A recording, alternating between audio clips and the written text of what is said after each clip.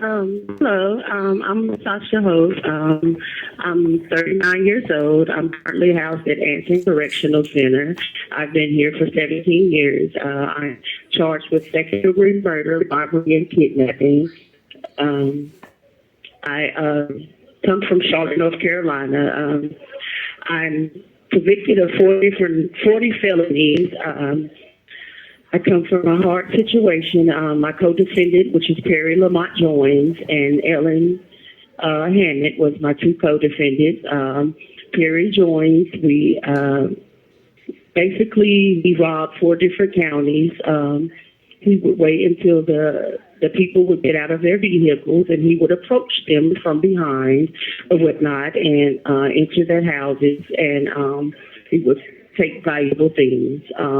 Perry would make me do a lot of things that, as a female, I was not comfortable doing. He would pick me out to different men, drug dealers, and, of course, I would dance. Raising a daughter on my own was kind of hard, so I was forced to do a lot of things. And I come accustomed to doing those things. Perry is a psychopath. He didn't care about who we hurt or whatever. And my murder charge happened in Mecklenburg County, which is Charlotte, North Carolina. He entered the house of a young male or whatnot, his apartment, and there was nothing in the apartment, as you could tell once you entered his apartment. And I was with Perry, and I would tell him, like, there's nothing here, which my job was to find any valuable things in the household. And I kept telling him, well, there's nothing here, Perry. I think that we should leave. The man kept on begging and pleading, like, would y'all just leave my house? I wouldn't call the law or whatever. The man proceeded to get up from the floor, which was rude to get down on his knees. He tried to get up to opened the front door, and my co-defendant, Perry Lamont Jones, shot him one time into his left shoulder, and the bullet went out of his shoulder, and blood was just everywhere or whatever. The man dropped back down to the floor or whatever, and once he tried to get himself back up again, Perry just kept screaming, pointing the gun in his face, and just kept saying, I know you have money, I know you have a... This call is from a North Carolina correctional facility. All I could do was scream and just yell and just plead with him. I think that we should leave. The man said he's not going to call the law. Perry is the type of person that he has no conscience. He doesn't care who he hurt. He's just all about himself or whatever. And the young man, I felt bad for the young man because I believed him at that time, but there was nothing that I could do because I was being abused and I was being forced to do some things that I didn't want to do. So I couldn't convince Perry that we should leave this man's house or whatever.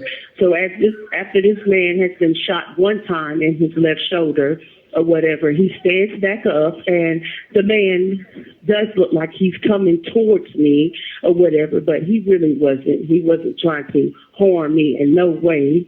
Perry shot this man again, but he shot him in his right eye, and the bullet went straight through his eye, and the man opened the door, and he ran out the door, and the man collapsed on the next door neighbor's front porch, and that is where the man died at, on the next door neighbor's front porch or whatever. It was so much blood everywhere in the man's house, and I was in a total shock, and I just stood there just staring at the blood that was all on the floor, and Perry, being a selfish individual, just left me standing there in a state of shock that I was in because I've never been placed in a situation such as that.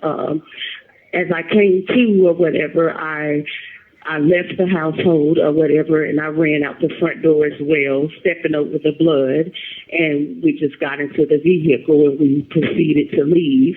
And as we went back to the hotel, it was on the news or whatever, and they didn't know anything about the crime or what happened or who did the crime or whatever until my third co-defendant, Elaine Hammett, got pulled over, and she reported and told everything that she knew, but Perry proceeded to go around and rob more people after he had just killed a man. He still did not care about taking another person's life. He just wanted to continue to hurt other people, tie people up, hit people in the head with his pistol. He just didn't care about anybody else's life or who he hurt. Older men, older females. It was children around. Perry just didn't care. And I just placed myself in a rough situation. So I would tell anybody, just be careful whose vehicle you get inside, because it's going on a party trip or just going on a ride.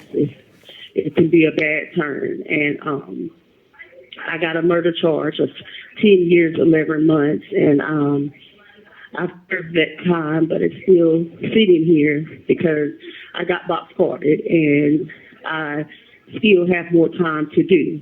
And I still have not reached my last sentence yet. And my life was taken away from my child because of someone else killing another person, and I never pulled the trigger, but just because I was there and an innocent man was killed, life was taken by a psychopath, and that sums it up for my charges and my story or whatnot. And I just thank you for listening. Just be careful whose car you get into. Thank you.